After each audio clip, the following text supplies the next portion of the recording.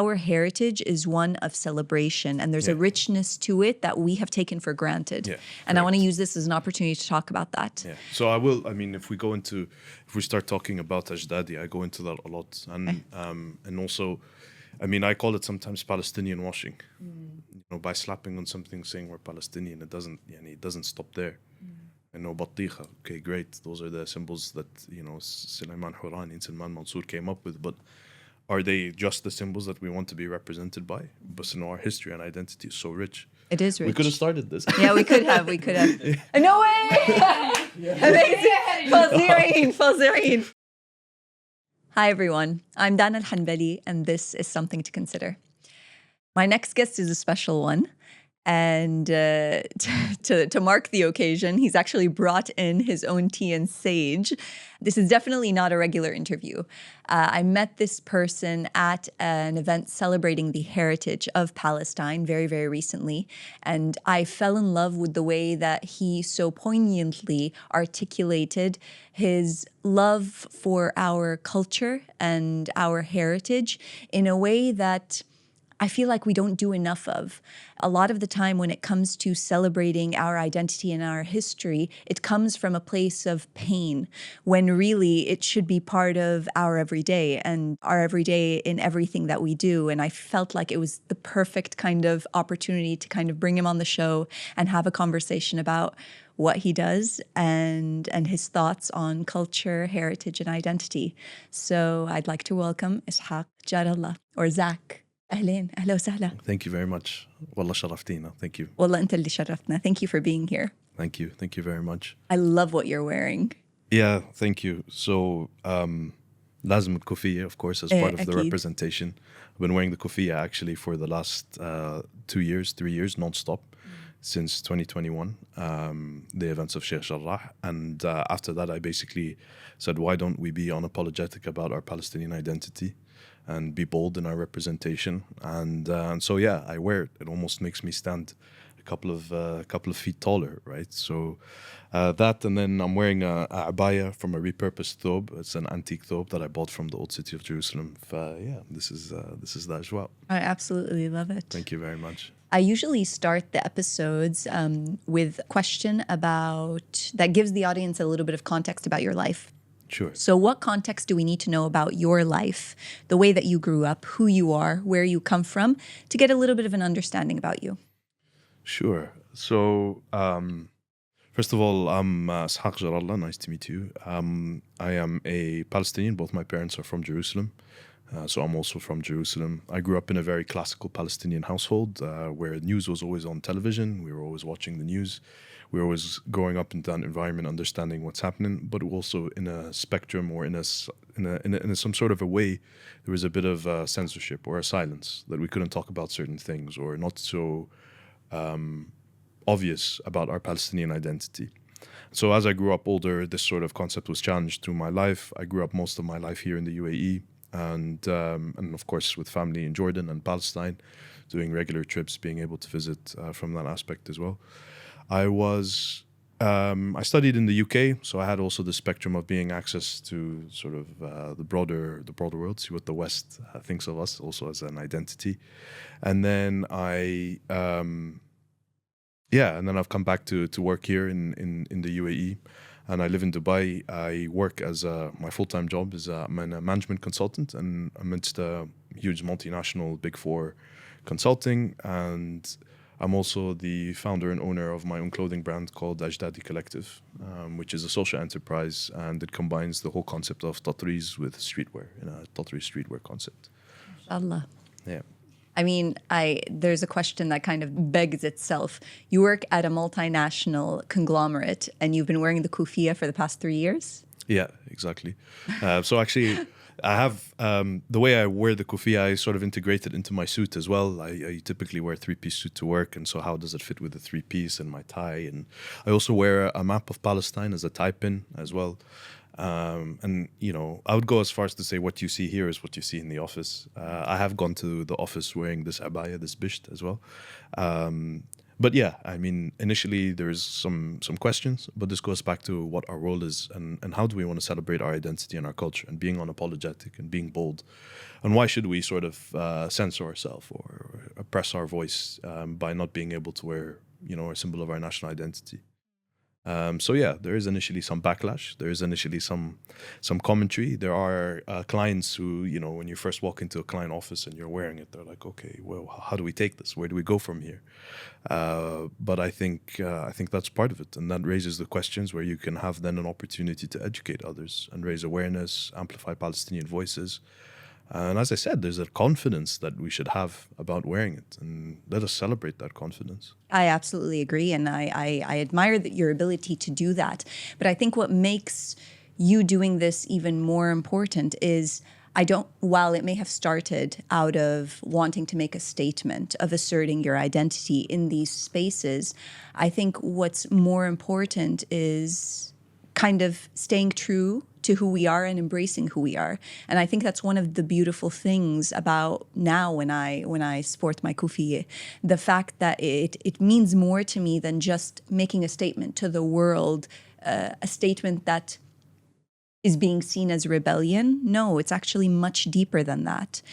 Talk to me about why you started to wearing it. Yeah, so I think just to go back onto your point, there is a fine line between sort of celebrating identity and appropriation.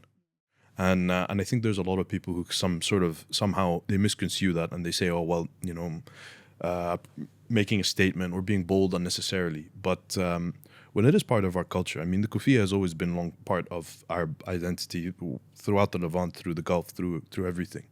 And the black and white kufiya, sort of, I won't go into the history of its rise to prominence, but has always become, let's say it's the second flag of Palestine. It's always become a symbol of our identity. Please go into the history. Symbol of our resistance. I mean, in the Great Arab Revolt, before, you know, under sort of the initial starting of the British mandate, they replaced the fez, the tarbouch, for kufiya to allow this sort of common identity as well. Of course, also the way the igal was worn, the story and the message of the igal with the shmar, with the kufiya, with the hatta. So that's always been a key part of it. But as I said, a symbol of our identity. But later, through, let's say, as Palestinians, through the ongoing struggle, through the ongoing occupation, what is a kufiya? What is a hatta? A black and white one, red and white one. What does that represent as well? And I'll never forget, I once wore it into a client office, and there was one of the Australian clients that I was dealing with, and she said, oh, you know, Zak's wearing a psychedelic scarf. And I said, no, sorry, this is actually a symbol of our رمز المقاومة والنضال الشعب الفلسطيني, the symbol of our identity and our resistance.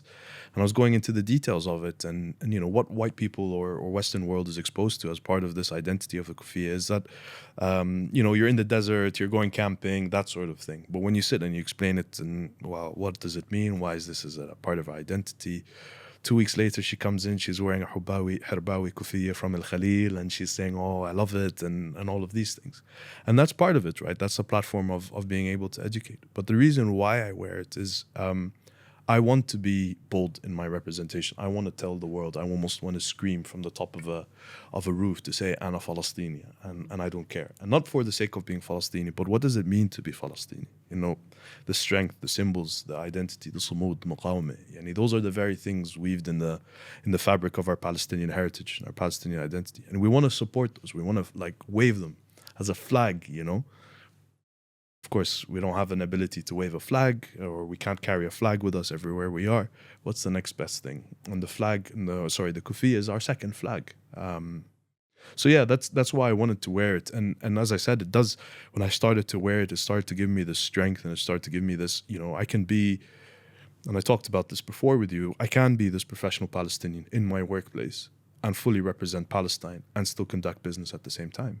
Why should I have either or? And so carrying it into that space, or going to a mall, I can combine streetwear with my kufiya. I can combine, you know, bring that identity of who I am as Zak with my Palestinian heritage. This idea of asserting your identity always felt like it was something that would always come at a cost. And I find it interesting that you're drawing kind of the parallels of, you know, I can wear a kufiya and still be that professional Palestinian in the workplace. Well, of course you can. But I feel like, you know, and maybe you can relate to this, we all kind of grew up with with a shy understanding of what it means to assert our Palestinianness or our Arabness. And it was always to make sure that others were comfortable with it. It was always to make sure that we didn't upset the status quo by being to us in terms of the way that we represented our identity. What are your thoughts on that? Yeah, I think this goes back to what we were talking about in terms of what that household, that framework we grew up in. In a house, both my parents very sort of pro-Palestinian, very well read, and they understand the environment that they're living in as well. We still grew up with this spectrum of censorship. And I say a spectrum because it would start from everything as my mom saying to me, Zak Habibi khaffif, take it easy, slow it down, all the way to now, for example, with the recent events for my parents saying, no, don't post this, don't post that, right? So there's a continuous censorship. In the workplace, there's always been this taboo conversation around, do you bring in politics? And I always say this, us as Palestinians, we're forced into politics. We didn't want to be political. We want to live our life. We want to do that sort of day to day. Even if you speak to Palestinians now, they're not, the occupation is the overwhelming thing, but they want to have girl crushes, they want to go to the cinema, but we're always subjected to this, no, this is taboo. We're always almost in this defense mode of our identity and our heritage. And so that's where it ultimately gets to, that people try and put this framework or this roadblock to say, oh, it becomes political. This is part of the censorship that we've grown up with or that has manifested through our upbringing. And it's almost, how do we break that? How do we actually start to challenge and say, is this really taboo, or are you just putting guidelines because you're avoiding the serious question or avoiding the topic on what identity is and how the right to represent sort of thing? Or because the truth makes you uncomfortable. Exactly, right? Yeah. To the point where people, they don't want to answer those questions, or they don't want to engage with you in that topic. So I think that's also part of it. But how do we, us as a people, as a Palestinian, how do we break this shell to say, wait a minute, this isn't taboo? And there's a lot of work that needs to be done. A lot of unlearning. And unlearning and correcting the narrative and educating others. But I think it also starts with us as a conviction. And that conviction is all about how do we break the shell of that censorship that we are sort of brought up to as well. My most recent experience with that has been using the right language and terminology. I always talked about the Palestinians outside of Palestine as the diaspora, when in reality, they are the exiled community. And I think calling it what it is the start of us coming to terms with the truth. However uncomfortable it may make people feel, coming to terms with that truth is the first step to overcoming this shadow banning, a very relevant term to what we're dealing with right now, whether it be on social media or in public spaces when it comes to expressing ourselves. And I always found that calling any sort of expression of how we feel about Palestine or the Palestinian cause political was also another form of censorship in itself, because at the end of the day, humanity and fighting for equality shouldn't be a political conversation. This is a basic human right that everyone should be entitled to. So even the fact that kind of categorizing it as this political thing that this political topic that we need to avoid is a form of censorship that is imposed on us. Yeah, correct. Sorry, just to add one thing there. I think what you touched on about the language and how we use it and the lexicon that we need to use, this is also what ties me back to that professional Palestinian. What gives us credibility to be able to talk about this? What gives us the topic? And it's not just language, but it's also reference of international law, pulling up Geneva Conventions, UN resolutions, calling out the hypocrisy and injustices that are happening, and almost being ready to have those difficult conversations with others. Right. And yes, we talk about our strength as individual, but there is still this external environment where we need to be ready to confront and to have those difficult conversations. Practice debating with one another. Let's pull up the sort of the Hasbara commentary, or the commentary that is always sort of neglected or silenced Palestinian voices, and challenge that. To be ready to be in those positions, to have those conversations and make people feel uncomfortable. And I think you're 100% right. We need to call it what it is and reference it and term it and use the narrative to correct it, correct the narrative, that people understand this isn't just or land dispute, for example, or a religious war or something like that. Yeah. It has nothing to do with religion. Yeah. But thank you for saying that, because you reminded me of actually a couple of recent conversations that I had to have with people. And I think what shocked me more than what I was hearing from people that let's call it, we're from the other side, or we're from the side that weren't empathetic to the Palestinians' fight. What made me more shocked than what I was hearing was how much I needed to educate myself on my own history. And as disappointing as that was, I keep calling it an awakening of self, of understanding the context of we are where we are because we don't know enough about our story. You had an interesting story that you shared with regards to an experience you had in the workplace when it came to kind of asserting your right to express yourself. Would you be willing to share that? Correct. So I will go into that, but I will say that I just wanted to touch on that point that you're making about this concept of awakening and doing the research. And I always say this, especially now, there is a resurgence, and those Palestinians who يعني بالشتات or living outside, forced exile outside of Palestine, have now woken up and started to say we need to represent, as well as all the sort of allies and support that we have across other communities that are saying this injustice doesn't just apply to Palestine, but applies to us as a humanity. They have also turned and started to say we need to learn and we need to educate and represent. And I always say if we have a right to represent, we have an obligation to educate. There is this part of us which is saying, can we have those difficult conversations? Do we know our history enough to sit and to tell people? And it can stem from a very colonial mindset that people are saying, why are we educating others? They should pick up that book and they should read. And resources over the internet are incredible. And now through Instagram and TikTok, you can go through the history from 1917 all the way to 1948 and know everything that's going on, everything before the Nakba and the first Aliyah and next, all of this sort of stuff. But the reality is, do we as Palestinians have the background, the facts, the history to debunk myths, to challenge what the sort of pro-Hasbara discourse is saying? Do we have all the right information to leverage that discussion? So I think that's also important. So I'll get into now, say post-October 7, when it first happened, on LinkedIn. As a multinational organization, our colleagues from the other side, from our office in Israel, had posted a comment saying, the actions of October 7 are justified, and this whole sort of inflated language. It's, on the brink of gaslighting. Yes, loss of human life is catastrophic at any level, but we do also recognize the gaslighting in that narrative, in that space. It's not historically; it's always been common and prevalent, and that was geotagged. It was reposted by Global and geotagged by Middle East. So now we have Middle East clients, as well as our Middle East office, being represented by a post done by our Israeli office, while we still have offices in the West Bank, as well as offices in Jordan and a huge Palestinian population and representation within the firm. And so when we first started to sort of say, wait a minute, this doesn't represent us, through our diversity and inclusion policies, you're silencing our voices, you're not allowing us to represent ourselves, can the post come down? Or equally, allow us to have our voice. We're not even talking about equity at this point, but we're saying equality. The most basic thing that this organization preaches is, how do we say you as a Palestinian group or community based in the firm can have a response to this post? We came together, we very quickly mobilized. I was actually very impressed by how all the Palestinians I knew were suddenly on a call. It was almost 300 of us, across the firm. Wow. And we sat there going, well, what are our policies? What are diversity, inclusion? What allows us to post on social media, LinkedIn policies, all of that. And we basically said the only way to do this is to prepare a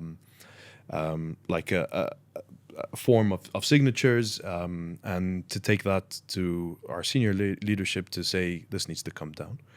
And I talked about this in the call, that very quickly we saw how many allies we have. And I always say this, that Palestine and liberation of Palestine is at the crossroads of every social rights movement, whether it's LGBTQ, whether it's black communities, whether it's environment, whether it's women's rights, anything to do with equality.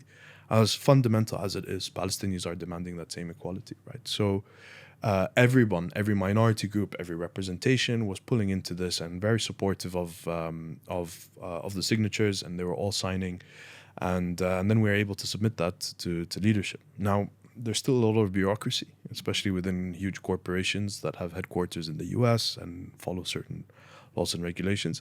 But at least it was this attempt to turn around and say, we're here. and our voice is still going to be heard. Yeah, we're here to represent ourselves and push back and to do this and to do that. Ultimately, the post from the Israeli member firm was removed as well. So we take a win where we can. Absolutely. And, but it's also as a message that we almost had 900 people signing that form, and that shows you how quick we can mobilize and support one another. Absolutely. And for the right reasons. At the end of the day, what I love about this story, and the reason I wanted you to reference it, is I think that what we tend to do in situations that are very escalated and cause for escalated emotions, justified but escalated, sometimes difficult to control, is that we take decisions that rob us of an opportunity to be heard. And I think a lot of the time, walking away from the table does us more bad than good. And if we have a seat at the table and we have an opportunity to be heard, we have an obligation to speak. I love the way that you summed it up. If we have a right to represent, we have an obligation to be educated. Yeah. And I love that. I think that's so beautiful. What steps do you feel you have taken as a Palestinian? And you were born into this, but what steps have you truly taken that may help some of our listeners in terms of educating yourself on having conversations, these types of difficult conversations where you need to know your facts and you need to approach these conversations from a place of grace? Yeah, sure. So, I mean, the first thing is education, right? We need to understand our history as a Palestinian people, as well as the history of the occupation. What is our history? What is our identity? What is our culture? What happened before the Nakba? What were we like during the British Mandate? What were we like during the Ottoman rule? And having that gives us the foundations to say what of a type of a people we are, what that mindset is.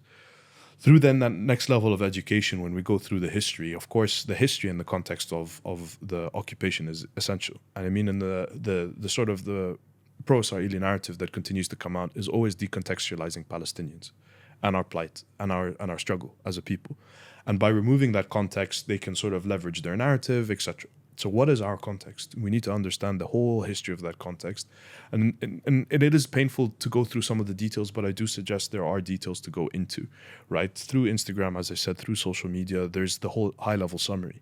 But to understand the small levels of context that happened, let's say, before the Nakba, going into Plan Dalit that was executed for the full occupation of Palestine, what are the UN resolutions that happened in the time, and how did this all come together? The white papers that were being produced by, UN figures and representatives in the British Mandate period. Those give us the story of where we are here today. So that's one, I'd say educate. The second thing is understand our culture and our history. And it's so rich, and I'm sure we'll go into this in more detail, but what is Palestine in terms of an identity, a culture, our food, our lifestyle, our habits, our phrases to even some degree, some sayings my mom says. I'm like, whoa, that's mad. How did you get that? So that's another thing. I always say if people have the opportunity to visit, it's essential. Seeing stuff on the ground is way different. Engaging in our films and our independent films is another way. We start to understand. Having conversations with other Palestinians, and I touch on that a little bit more just to say that it's not just about like coming together and sort of over sympathize and play this victimhood. Yes, we are people of victim and we are enduring the occupation, but how do we come together to say what is the next step? How do we break free from this? How do we push forward? Where do we go? How do we support one another? Our collective minds coming together, our skills, our attributes, connecting through talks and podcasts, right? That's essential. Because bringing us together only makes us stronger, and that's key. The other thing is actually, and I said going there and visiting and being on the ground, but digging up archives, reading old stories, the history and the written politicians and historians context is essential, but read literary works of somebody talking about the Palestinian conflict, Hassan Kanafani's stuff, Jal Taht al-Shams, for example. I saw Ramallah, Ra'aytu Ramallah. That sort of, those documents or those are artwork, our poetry, that all builds context. And then you realize actually that, I've covered all grounds. I'm in a place where I can discuss and I can go through those conversations and challenge people. And The other thing which I find very valuable is making our cause relatable to others. Again, we talk about how we're always decontextualized or dehumanized in a certain way. But if our cause as a right to freedom, as a liberation movement, if it appeals to others, where does it fit? And I remember, one of my former colleagues, very sort of feminist, very strong individual, very empowering women's rights, all of this. And I had given her a book by Ahad Tamimi. It's called They Call Me Lioness. And I said, this is just one of the stories in terms of where do we see Palestinian feminism in the overall spectrum of women's rights and globally, right? She was incredibly moved by it. And this is a very, blonde hair, blue-eyed Anglo-Saxon from the UK, knows nothing about the Middle East, reading about Ahad Tamimi. Incredible, right? So we need to also be able to find those connections with people. And through our access to all of the history, identity, culture, education, films, poetry, thaqafi, we can find what suits best for others to resonate with us. Thaqafi. Yeah. Beautiful. We have a very, very, very, very rich culture and heritage that goes beyond the delicious watermelon and beyond the incredibly delicious sage that you've brought us here today from Jerusalem. Talk to us about Palestinian culture. It's so rich. I'm going to go into a little bit about my clothing brand because this is Please do. This is a moment of awakening, as we said, in terms of understanding how rich it is. So my clothing brand, Ajdadi Collective, is first and foremost a social enterprise, but it combines tatreez, traditional Palestinian style embroidery, with almost a lifestyle streetwear concept. So in this, the whole experience and the whole part of Ajdadi is to how do we empower and support Palestinian lives and communities through the work, them as hand embroidering this, the designs to celebrate their lives, to celebrate our culture, and more importantly also our ancestry. And when I started to think about, well, what is my step in taking to the world my Palestinian identity and educating them and finding this common ground for solidarity, for them to be part of our movement and our liberation struggle, is through our culture. And as I designed the tatreez, and my grandmothers used to do tatreez, and this is why also the name Ajdadi comes into play, I started to look into the different motifs and patterns that come from the different areas of Palestine. And, like we were saying before the call, the podcast, is that even in our identity, every area of Palestine, and Palestine is tiny, we're talking about 26,000 square kilometers, right? But for every area of Palestine to have different embroidery patterns, different motifs representing their landscape, their history, their agriculture, their livelihood, to then embroider it on a pattern or on a thobe, on their gowns, their dresses. And then for that to be sort of translated as a language between the different areas of Palestine is incredibly rich. And why is it on the back of the thobe, not on the front of the thobe? Al-qubba, al-banayik, mish al-kumme, mish. So it's incredibly rich. And as I started to design for Ajdadi, I sort of replayed some old conversations I had with the team who are based in Gaza, as well as with my grandmother. And I remember asking my grandmother, like, on what basis do you design? She's like, man, it's all from my head sort of thing. Where I pick a motif and I go for it type of thing. And I remember when I was designing, I spoke to my team who were based on the ground in Gaza, and I said, is there anything I should be mindful of or not to do? They're like, no. It's like, okay, so I choose my colors, I choose my motifs, I choose my placement, I choose everything. They're like, yeah. It's like, whoa, there's a lot to do here. And our identity, and that's just tatreez. That's just, when I back into this whole space of clothing, and we talked about the watermelon is an incredible symbol of Palestinian identity, and its story of how it happened is also very valuable, and people need to understand, and how Salman Mansour and Suleiman Hurani, made it as an icon. Same as Handala, for example, and Najal Ali. What the story of those are incredible. But now you see, for example, we Palestinianize stuff or Palestinian wash stuff. We slap a watermelon on it and we're good. But why not be more creative and push the boundaries of our culture and identity? And I always make this reference that we could make a whole clothing collection, like a full brand, just based on the olive harvest season. Just on olive harvest, the tools that we use, the language that people say, the behavior of al-fallahin that used to go from village to village, the tabikh, the food that used to happen after the olive season, who's last to finish, invites everybody to the olive harvest to prepare it, how you would pick the olives, which ones are the ripe ones to pick. It's so rich at that space. And it's lost because it's also, we're just focusing on, a watermelon, or those are key items. Those are key symbols of our identity, especially the way they've been sort of amplified by the broader community, But we can talk about individual aspects of our culture and blow it up. And that's how we also keep our culture alive. If we just keep on focusing on hamdallah and watermelon, you know, Mabruk, those guys did it. They really elevated Palestinian art and culture. But why don't we find our own avenues to elevate new culture, new parts of our stuff that is hidden and forgotten or lost? Or, for example, Debke. Debke, we all know the sort of basic moves, but if you go into it, every area has its own Debke pattern, and why did they do this at what time, and all of that stuff. Foraging, for example, you know, the picking of sage, miramiye, akub, za'atar, na'na. The history of understanding when is the season, the terms of these being built. That pulls us together. That was our Palestinian livelihood before the occupation, and that needs to be celebrated after the occupation, or at least during. Especially with this ongoing erasure of our identity, we need to find ways to uplift those pockets of our culture so they have a chance to grow and prosper as well. Absolutely. That's so well said. And I feel I was smiling the whole time because you painted such a beautiful picture of a world that I don't know. And it pains me to say this, but that is the reality of so many of these Palestinians that are in exile. So when we look at symbols, whether it's handala or the watermelon or the kufiye, to an extent, these symbols, as overused as they may be, and they're always associated to resistance and fighting back, they gave us a very, very small language to be able to participate.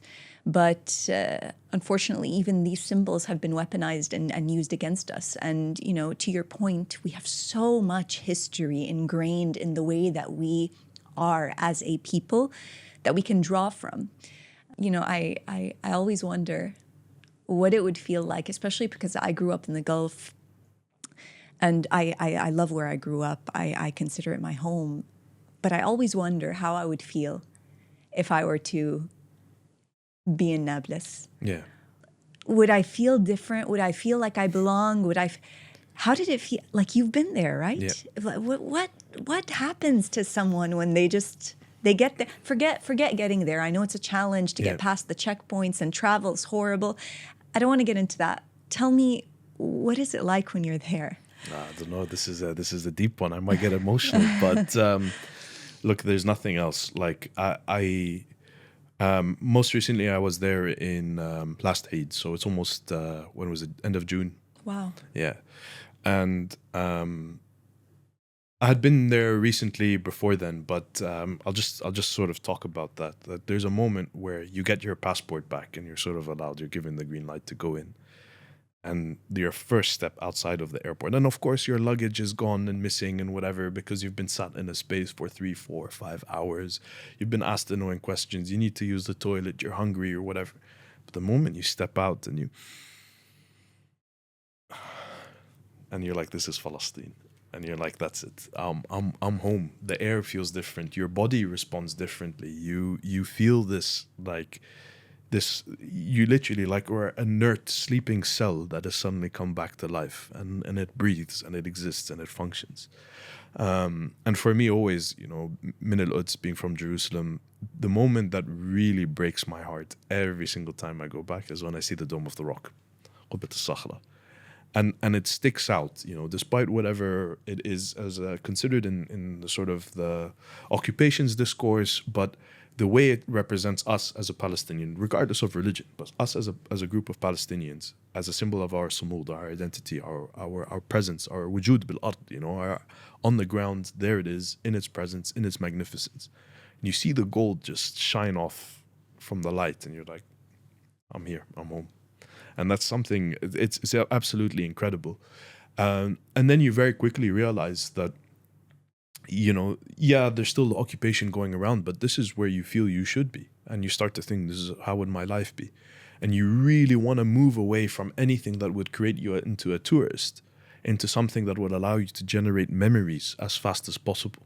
I grew up listening to my mom's memories, to my dad's memories, to my aunts and uncles and grandparents, and I speak to my family there and they tell me, Zach, this is what's happening. I wanted to create my own memories as fast as possible. So everything from, you know what, I'm going to walk around, do nothing except smell, you know, fresh kaik coming from the streets, buy teen from Al Bastat, from Bab Al Amud, you know, the ladies selling figs in Bab Al Amud, Damascus Gate. I want to walk into the old city. I want to hear the, you know, the small toot of the garbage truck go by as they're picking up. And you want to generate and absorb all of these memories as fast as possible. And I'll tell you, they're so strong in my mind. And my mom always makes fun of me. And she says, Zach, you barely remember any holidays from France or when we go to Norway or whatever. I said, well, okay, that's all great. But I could tell you exact steps I can walk in the old city to go to, you know, to see my friends or to enter the Aqsa or to go to walk around the old city, to visit my uncle's house. It's the exact memories, every stone you want to immortalize. You want to like press it to your face and hold it. And again, look, there's this romantic vision of Palestine. It is romantic to us. And you know, because of the stuff that we face and we suffer and we challenge. But there's still the ongoing occupation. There is some hostility that you're still received with other people. Some people are absolutely incredible. They say to you, Aideen, you know, that you've returned. You've come back and you're here. Props to you for coming back. Well done for enduring the stuff at the checkpoint. You're here now. Here are stories. And there's some people that say, well, you guys know nothing. You haven't been around. You don't know what we go through.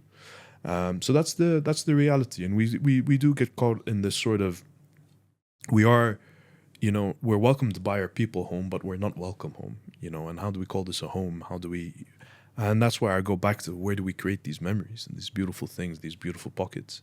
The other thing is, very quickly you start to see that the occupation isn't just what we see in the news, but it's a day to day. You start to become part of that occupation, that people stop and arrest you, or ask for your ID, or don't allow you to enter Aqsa, or you see other kids around you in your age, how they're restricted to do certain things.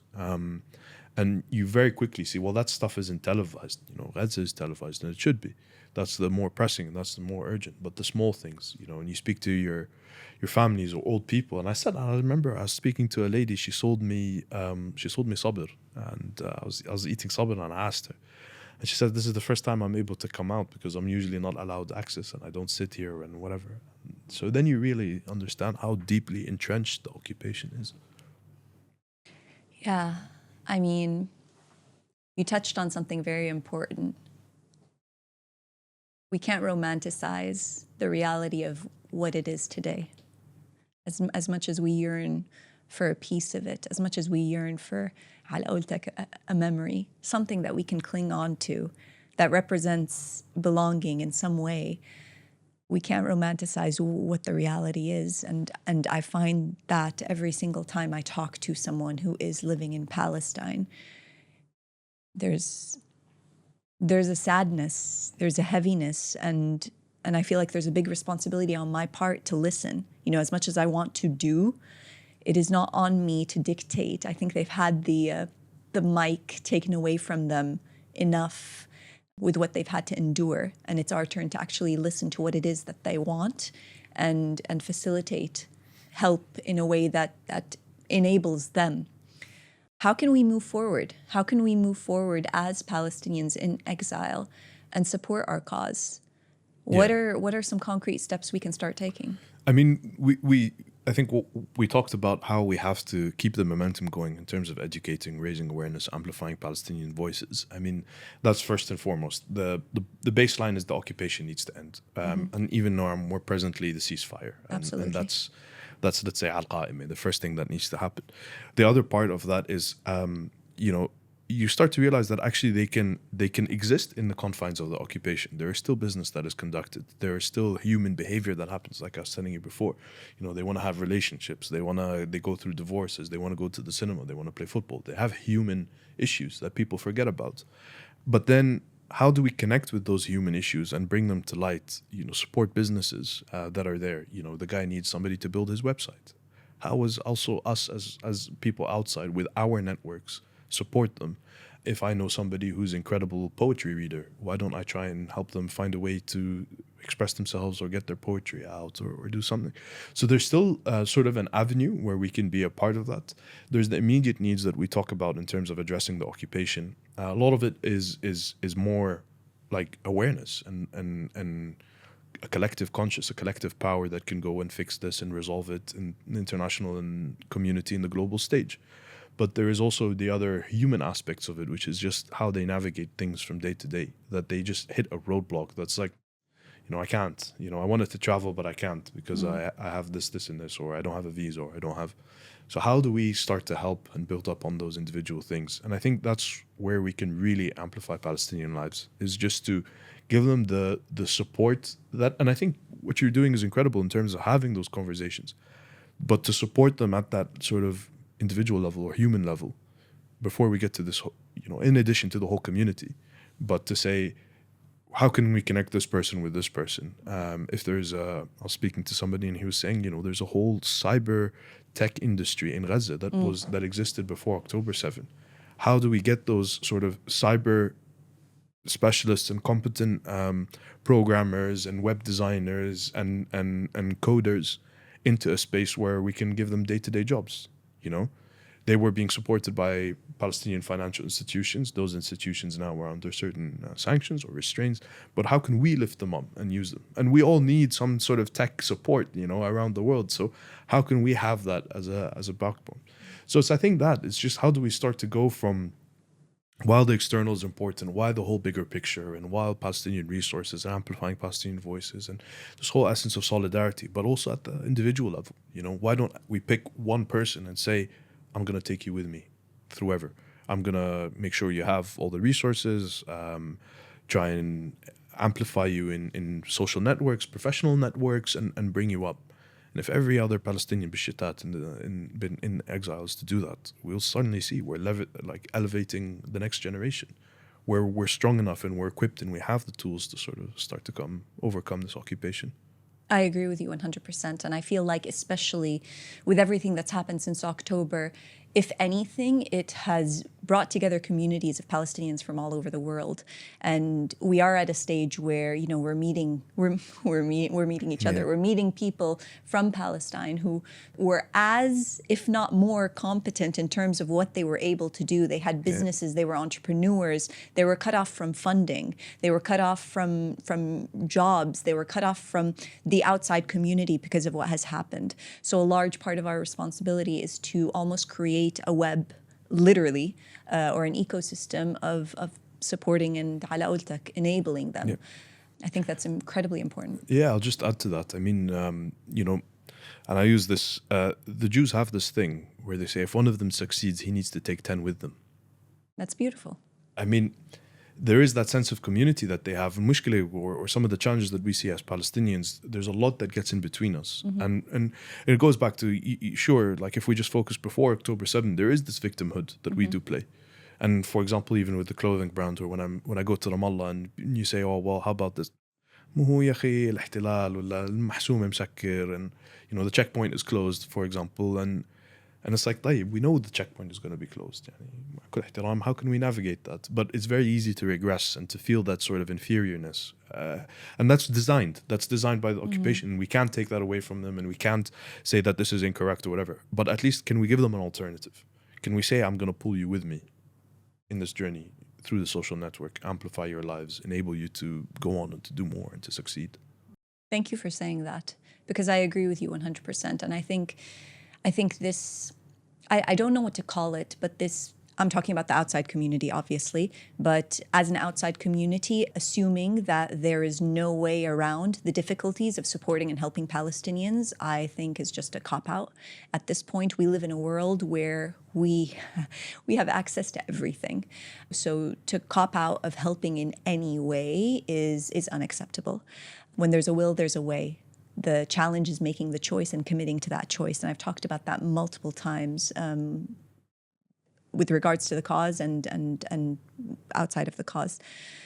When I think about our heritage, especially now, because as you rightly mentioned, we have immediate needs that need to be met when it comes to Palestine.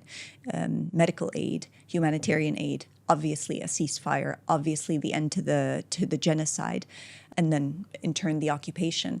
We're starting to see a literal erasure of who we are actively happening. And it's so strange because I'm seeing it happen on my social media pages, and it feels like there's nothing I can do about it. It's not even about appropriation of things that are part of our culture, our language, our food, our clothing, all of these things. It's a literal retelling of the truth of history. And I'm struggling to understand how to navigate this space. We were talking about it before the show. What are your thoughts on that? Yeah, I mean, this is, I see it as two parts, right? The first part is desperation, fundamentally, right? That the whole world has sort of opened its eyes. And you look at social media accounts that have been sort of very dormant, let's say pre-genocide, and to suddenly turn around and absorb a lot of Palestinian history, almost amplify and talk about Palestinian rights more than other Palestinians or more than other parts of the world, right? So there is that uplifting support that's happening, and that in turn has led to this desperation from the pro-Israeli Hasbara, the occupation, that whole agenda around, this is our land and that colonial theft. And that desperation is, well, how do we go back and erase more? And how do we go cancel more? And, we haven't gone into this space yet. Let us try and exercise that. The other day, I was just super curious, and I was reading about the Hasbara handbooks that were circulated and, given to foreign ministers whenever they're ever asked a question about how Israel occupies and whatever, and what does it do. And it turns around and it says, always flip it into a positive. Always turn it into a positive thing. Like, oh yeah, well, we're taking care of this, or this is being done, or that's being done, or whatever. But, and if you think they've got to that level, that there's handbooks and there's propaganda that's going out there, there's denouncers of the Nakba that's happening, that's really a desperate move. That's like every other colonial movement that's happened around the world. Erasure of that identity is key, because you're basically saying the whole myth, the whole genesis of the state is now lying on where this identity and history came from. And if we can erase it, we can rewrite it. And so that's that. So it is a difficult place to navigate. And I think this is where it goes back to, how do we amplify our heritage and our support. The second part that I was going to say about this is that there's a sort of a test of time, like a strength that will show. And, like what we were talking about, they've been trying to denounce the Nakba for ages. Now, as if we talk about sort of the Israeli society, there's Nakba sympathizers, and they sort of, yeah, it happened, sorry, there's nothing we can do about it. And then there's the deniers. And those have existed since 1948. And 75 years later, they're still not able to break this. That's where sort of the test of time, that's where really Judurna, our identity, is so strong. And that's where the real facts are really strong. And that's where it keeps it up. So there's this whole sort of, they can't really topple this. They're desperate to topple it, but they can't really topple it because it's so strong and it's factual and it's right and it's just and it is true and pure. So they get more desperate, and because it's this, they can't do it, and then they get more desperate, and it's that cycle. And this is just, again, one of the so many tools that they try and use that continue to collapse on their heads. I mean, fundamentally, that exercise of trying to denounce the Nakba or trying to demystify it or whatever, the product is poor, and that shows you how desperate they are as well. I heard something recently which I found I can't believe I didn't know this. But did you know that the poppy plant was a symbol that was also used for resistance? I wasn't aware. So I have a beautiful photo, maybe I'll show you after this, that I was in the Jordan Valley and close to Riha, Jericho, and it was beautiful springtime. And I took a photo of the poppy plant. I was like, oh my God, it's here. And it's growing indigenously on our land. Wow. And of course, that poppy has always been also a Palestinian symbol of our identity. The olive tree has always been a symbol of our identity, right? And that whole concept of its roots can run deep, its survival in low water, poor soil conditions. It's these parallels that even through nature, our Palestinian identity is mimicking us as an identity. I go as far as to say, I mean, as we're talking about our steadfastness, our sumud and resistance, sort of on a touch of a mental health point as well, we always say that there's this intergenerational trauma that's coming through the Nakba. And there's starting to be a lot of research that is sort of confirming through the DNA strands, through our genetics, there is intergenerational trauma that's passed on. And I sort of challenge this as well. I say, if that's true, then why isn't resistance and steadfastness and sumud part of that genetic strand that's being handed on from generation to generation? We, in our bloodline, in our genetics, probably have the same sumud, the same resistance, the same resilience, the same strength as our forefathers did and our ancestors did, right? And there's that symmetry. We always think about this as a trauma, as a trauma, as a trauma. But also there's a strength and a resistance and an ancestry which is powerful, a lineage which allows us to connect to the land and be steadfast and strong whenever we need to be as well. Absolutely. Absolutely. I agree. What a beautiful way to put it. I think that combined with, one of the most beautiful things I've seen, and it was actually reaffirmed in a conversation that I had with Steve Sosaby, who's running an organization called Heal Palestine. He's been doing incredible work on ground for the past over 30 years in different ways. But he said, one thing you can't take away from Palestinians is their humanity. Yeah. With everything that they've gone through, they stand strong and they're good people. They're good people. Yeah. I mean, that's also another thing when we go back to what are your experiences of the land and how does it feel? I mean, straight away I go into the old city of Jerusalem and they say, oh, where are you from? I say, والله غادي يعني, شيت السور. And they say, يلا أهلا وسهلا قهوة وشاي, whatever. And you say this hospitality, this like ضيافة is really unique. It's very common around us as an Arab generation, but for people to have gone through what they have gone through, to be really challenged, backs up against the wall, probably in financial conditions which are not stable, to then turn around and say, "Inta arasi, tfaddal, ahlo sahla, al-bayt baytak," that's powerful. And I think that's the beauty as well of our identity and of our culture. And we talk about how it's being challenged, but that exists within us. I mean, case in point. Yeah. Case in point, and it is delicious. Yeah. I have to ask you though, the cane. About the cane. Tell me, there's a story there. So the cane, so there's two parts. I mean, the cane and the masbaha, the abaya, there's two things. One is the whole concept of how do we carry our ancestors. And so my grandfather used to carry a cane. He was, certain things had happened to him and during his life, and he ended up carrying a cane. And when I was thinking of Ajdadi, the clothing, my clothing brand, and I was working on it and designing it, I really started to feel, especially, so I also do my own tatreez. I learn how to do tatreez while I have a team based in Gaza who do a lot of the work on the ground there, and as well to empower them as a social enterprise and community. I said I need to learn tatreez the same way my grandmother was doing tatreez. I'd sit and I'd do it. But I started to think more and more, what would my grandmother, let's say, or her grandmother be thinking about when they're working on tatreez? What is going through their mind as they do tatreez? And I started to feel that I'm getting closer and closer with my ancestors, with my history, with Ajdadi. And that's why I started to say, they had a life, they had a style, they had a fashion, they had this anaqa, this elegance, this glamour of how they would dress and speak and present themselves. I said, why don't I embody that as well? It's a beautiful thing. And if I was to see them today, I'd say, wow, what a vibe. So how do we carry that forward? How do we keep this legacy of, there's a hajj with a stick sort of thing happening? The masbaha as well, I mean, from a religious context, of course, I used to use the masbaha, but then I started to look into it, and my father started pulling up, here's your grandfather's masbaha, here's the one I used to carry. And I was like, wow, there's so much symmetry before I even got to this space. So there's, again, it's this concept of symmetry, and why not let it run through the ages and celebrate it and be bold and carry it.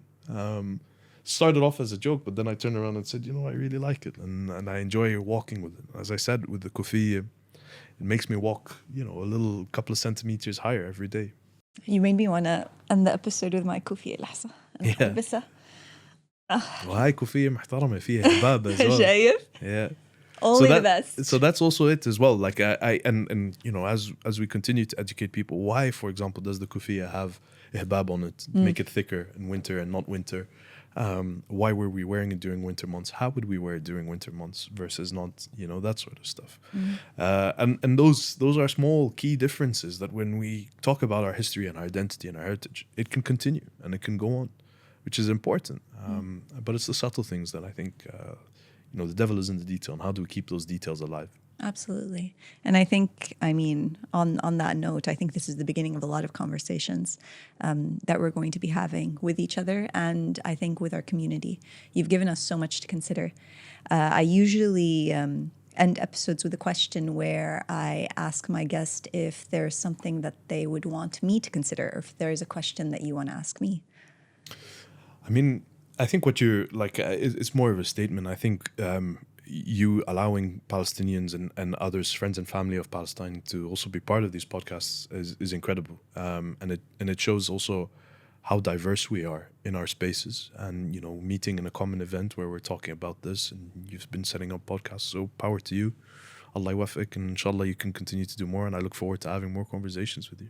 Thank you. But as the question goes, how's the miramiyya? It's absolutely هي الشاي شاي yeah, بس بدها طبخ كمان بدها شوي بس it's okay. It works. needs معمول وعجوة. أيوة. This is for next time. For next time. Yep. I think, yeah, for sure we're going to do this. Yeah.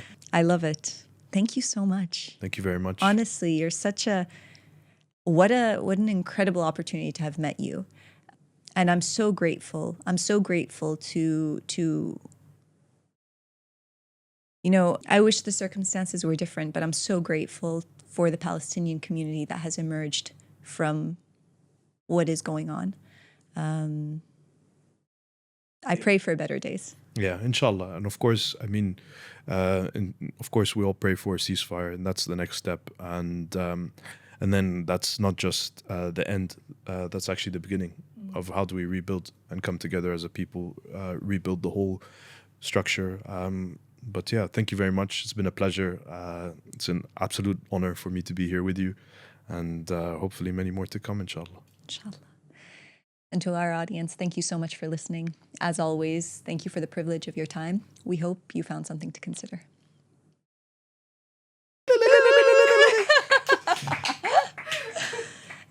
I hear you have such a beautiful energy. Thank you very much. MashaAllah alaik. Thank you. Honestly, it's contagious. Did you guys stop smiling? I can't stop smiling. I can't stop smiling. It's more like, when somebody's passion just seeps through. Yeah. You can't help but get so enamored and so involved in everything that they're saying. It's an exuded love. And I cannot thank you enough for allowing me to sit in. Habibti. Thank you for letting me stay. Oh, Let me say so. I love that. People are Thank you excited. for guys filming this. Literally, thank you for being here. The fact that you guys wanted to be here for this episode is a privilege. I told Kat last time, next time Dana's booking, I want to be there for her session. I love that. You guys. Next time we bring you guys tea. لازم. We can't have you guys sat there dry throats, not enjoying this miramiyya. I'm so grateful for you guys. Thank you. I mean, I could go on. There's so much to talk about when we even go into things like Ajdadi and why Ajdadi is the way it is, and how it's designed, and what we're doing, and Why how, Ajdadi is the way it is. Tell us more. We have a few minutes. Tell us. Why? How do I go into Ajdadi? So yeah, as I was saying, I mean, as a social enterprise, there's two parts of Ajdadi. One is Ajdadi, the second part is the collective. So the full brand is called Ajdadi Collective. Ajdadi, in its most core form, is celebrating Palestinian identity and heritage through tatreez streetwear. Now, as a collective, connecting wearers and makers together in a network of embroiderers that exist across Palestine. As a collective, as a solidarity, all coming together and being able to share this solidarity, whether you're from Palestine or from outside Palestine, how does the message resonate with you? And through the design of the tatreez, each t-shirt has its own story, the same way it used to have back in the days of certain athwab. There's other smaller details. I mean, the Ajdadi logo is an olive branch. Of course, all of the olive trees that we harvest now, some of them were planted by our ancestors, some of them were harvested by our ancestors. The أجدادنا بالأرض كشجر زيتون جذور عميقة is the deeply rooted is the Ajdadi slogan, that connects again the roots that can run deep into the ground, but also our history and our identity rooted into the land of Palestine. So it's this full sort of eclipse on everything that is connected from our identity, our heritage, our steadfastness, our ancestry, and all of us coming together. The story of Ajdadi isn't just about Zak's story of his grandparents that used to do tatreez. It's your parents, Dana's Ajdad, that used to come together as a collective. So all of that, and how do we keep that legacy of tatreez going while being able to gratefully support and amplify Palestinian communities and the embroiderers and the ladies who are working on it. So that's also the other aspect of it. And yeah, to take you through some of the t-shirts and the designs, it's incredibly rich as a symbol of why these have come together, the story, the messaging that we want to share as tatreez did back in the day. I'll definitely be passing by and adding some supplementary content about that because I think there's a lot of beautiful angles to that. Just to clarify, when you say that it connects back all of your pieces made in Palestine? So let's say pre-October 7, everything was made in Gaza. Okay. And I had a team of embroiderers who were based in Gaza who used to do everything. Now the focus is that the embroidery continues to be handmade. So right now, obviously, post-genocide, I'm trying to navigate how do I do that? Whether I'm using embroiderers now, some from Gaza, some, let's say, from Jerusalem, some from the West Bank, some from different areas of the West Bank, the different refugee camps, potentially even refugees, Palestinian refugees in Lebanon or in Jordan. But again, that's that compass of a collective coming together. And how do we all have this sort of shared ambition of amplifying our identity? But yeah, it used to be fully made end to end in Gaza. Is there any way that we can support you? Right now, I mean, previously I had done a silent auction for one of the sneakers. So also combining, the concept of the sneakers, I made it almost for myself as a sneakerhead. Combining sort of fashion and culture has always been a big thing. When you put on a t-shirt, you have an identity to represent, an ability to represent. I want that identity or representation to be through tatreez. So I pushed it further. I did it for the sneakers and, I'm wearing them now. But those sneakers, I had done a silent auction on them during Real Palestine and all the proceeds were being donated to my team. I will probably do another one, so do look out for it on the Ajdadi Instagram. But right now, I mean, I'm trying to connect with some of the ladies that I used to work with and embroider with. Some days we hear from them, some days we don't. Of course, there's a lot of martyrs. The factory destroyed, everything destroyed. Doesn't compare to the loss of human life. And Ajdadi will be rebuilt the same way Gaza will be rebuilt, inshallah. Inshallah. Thank you for sharing. Thank you very much.